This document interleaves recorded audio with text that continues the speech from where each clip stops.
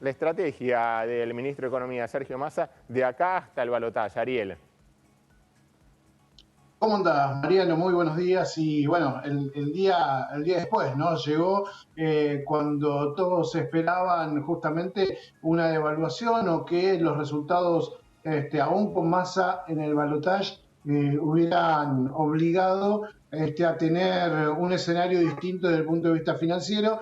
Y sin embargo, esta contundente victoria de Sergio Massa que hay mucho para analizar en territorios, en distintos lados y qué pasó durante estas elecciones generales, pero por lo pronto hay algunos interrogantes que empiezan a despejarse y otros que quedan para el resto de la semana. Lo que decías, está abriendo el mercado, no va a haber devaluación, no, y se espera de todos modos que la tensión cambiaria continúe, sí, empezando, distendiendo un poco el inicio de la semana.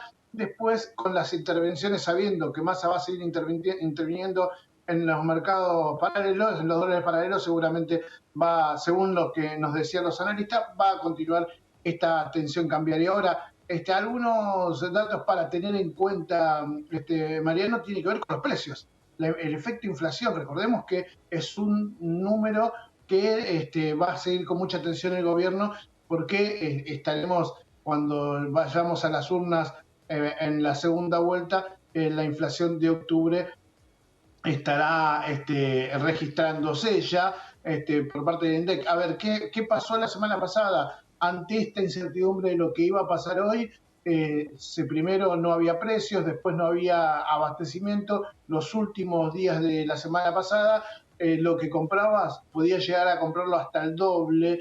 Y lo que dicen muchos empresarios es esto debe ser revertido inmediatamente porque el poder de los votos que tuvo Sergio Massa hace que no solamente no cambien los precios, sino que haya un orden económico en términos de inflación. Así que ahí hay otro dato para tener en cuenta, el orden inflacionario. Pero en el contexto, sí, también hay que tener en cuenta otras cuestiones, por el tema de remarcaciones o por lo que es la inercia inflacionaria.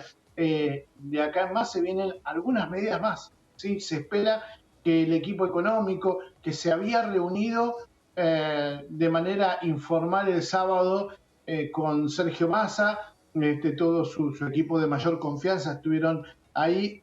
Se esperaba una reunión para hoy a la mañana, pero finalmente se traslada para la tarde y se va a evaluar un poco lo que va a pasar en estas primeras horas, pero también porque en este sprint Sergio Massa va a tratar de hacer uso justamente de su lugar como ministro para impulsar nuevas medidas y esperando el ingreso de dólares. Mañana el ENACOM subasta el 3G, es el ingreso de 1.050 millones de dólares por las tres empresas que van a competir justamente en esa subasta. Y sabemos que en el medio está el pago de los dólares para el Fondo Monetario Internacional. Digo, hay un escenario bastante amplio de lo que puede llegar a venir, pero todo esto, Mariano, con un resultado muy sorpresivo dentro de lo que fue las elecciones generales, ¿no? Cosas que llaman la atención desde el punto de vista del análisis político, ¿no? Por ejemplo, el aumento del caudal de gente que participó en las generales respecto de las PASO, que obviamente no es lineal, pero que uno podría pensar, ¿no? Si, digamos, hubo 3 millones más de electores, ¿cuánto es lo que subió Sergio Massa? Justamente 3 millones, aproximadamente unos 3 millones de electores, para lograr este sorprendente 36% que le da un espaldarazo de cara a lo que viene de acá hasta la segunda vuelta, con todo un esqueleto económico armado que todavía sigue entre pinzas, ¿no? Sí, la pregunta es los votos de Patricia Bullrich, ese 23%, que muchos dicen, y ese 23% va a ir a Javier Milei. Otros sostienen, como es fin de semana largo, esa gente, muchos de alto poder adquisitivo que votaron a Patricia Bullrich, se van a ir de fin de semana largo, dicen, pago 100 pesos la multa y listo. Y por otro lado, los votos de Bregman y de Schiaretti que seguramente vayan para Massa. Exactamente. Bueno, ahí tenés un dato que nosotros podemos ir desagregando de lo que ya pasó y empezamos a ver con atención. Mariano, mira, eh, se sabía que el radicalismo había, digamos, ese argumento que usaba Patricia Bullrich cuando decía la cantidad de gobernadores, la cantidad de municipios que tenía Juntos por el Cambio y que la fortalecían como candidata para llegar a un balotaje y para poder domar este escenario complejo, terminaba en realidad en una suerte de implosión del frente opositor. ¿Por qué? Porque el radicalismo empezaba a decir, acá el poder real lo tengo yo, y Mauricio Macri está jugando, está mirando más la jugada con Javier Milei en el balotaje que lo que sucede en la fortaleza de Juntos por el Cambio con la amplitud. Entonces, en ese contexto, si vos empezás a mirar un poco los números y empezamos a analizar algunas de las cuestiones, por ejemplo, Sergio Massa, dijimos, ¿no? Pasó de aquellos 6,5 millones de votos que logró unificadamente, junto con, recordemos que estaba Juan Grabois en otra de las listas de la interna de las PASO, en esa unificación había 6,5 millones de votos aproximados para Unión por la Patria. Ahora se fue a 9,5 millones, ¿sí? Un poquito más por arriba. ¿Qué pasó con la performance de Patricia Bullrich, ¿sí? Después de esa interna donde consiguen 6 millones, casi 700.000 votos en las PASO? Bueno, cae a 6,200,000 votos. ¿Sí? Esa caída muestra un poco el desencanto que hay dentro de la fuerza opositora, que hoy ya se está cuestionando qué va a suceder.